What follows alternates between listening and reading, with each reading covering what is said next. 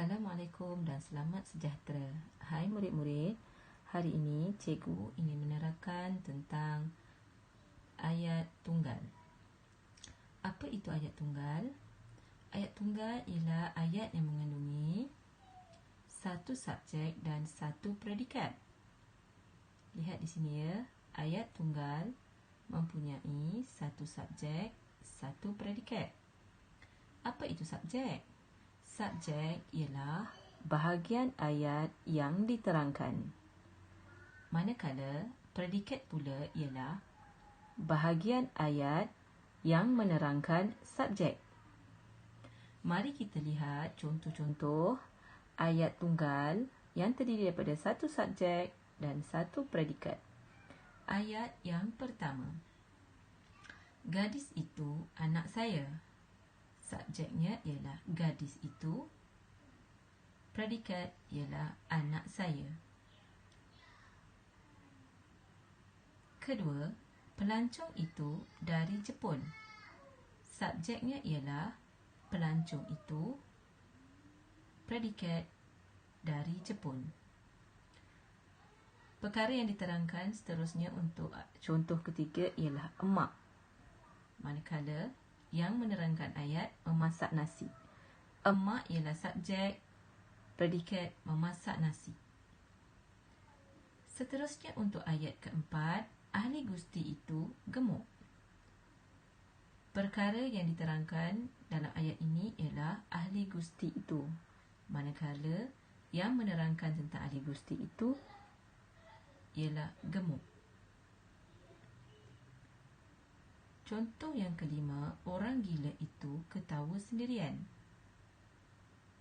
Perkara yang diterangkan dalam ayat ialah orang gila itu, manakala ketawa sendirian ialah ayat yang menerangkan, bahagian ayat yang menerangkan subjek. Lukisannya sangat cantik.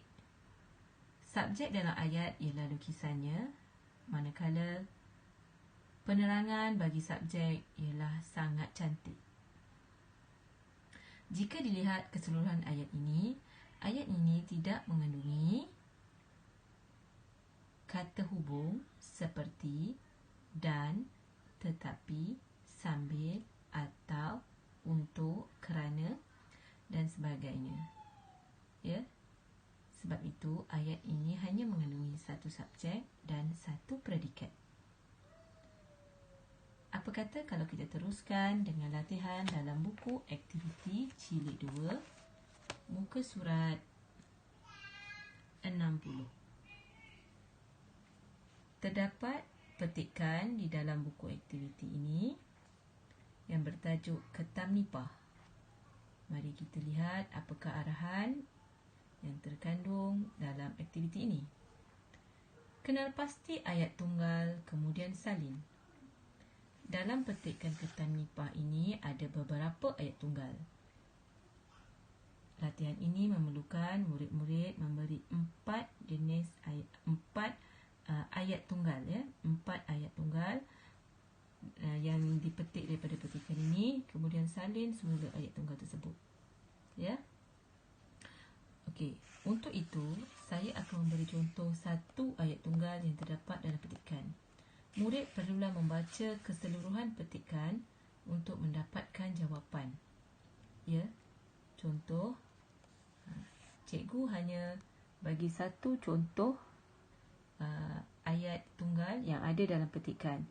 Selebihnya murid perlu melaksanakan dan melengkapkan aktiviti ini, ya. Mari kita lihat petikan ini. Imran suka melihat ketam nipah. Imran meminta ayahnya membuat rak daripada besi. Dia dan ayahnya membeli sebuah akuarium fiber. Akuarium itu diletakkan di tempat beratap supaya tidak panas. Seterusnya, Imran membeli beberapa ekor anak ketam nipah untuk dijadikan benih. Kini, dia membelah 40 ekor ketam nipah di dalam sebuah akuarium fiber.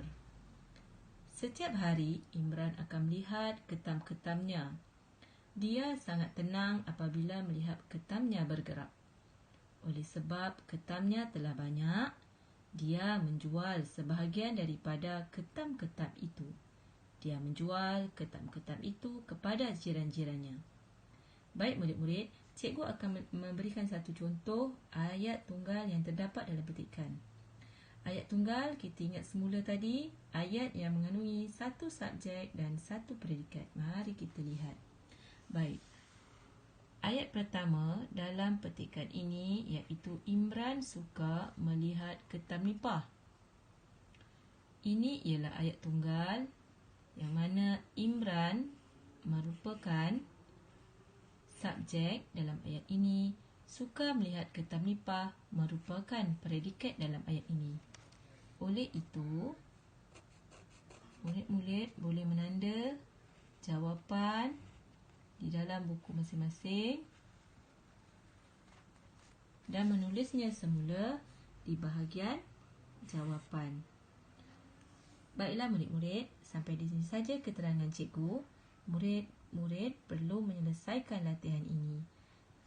Kepada murid-murid yang telah menyelesaikan latihan, boleh ambil gambar latihan yang telah diselesaikan dan hantar kepada Cikgu Bahasa Malaysia masing-masing. Sekian, terima kasih.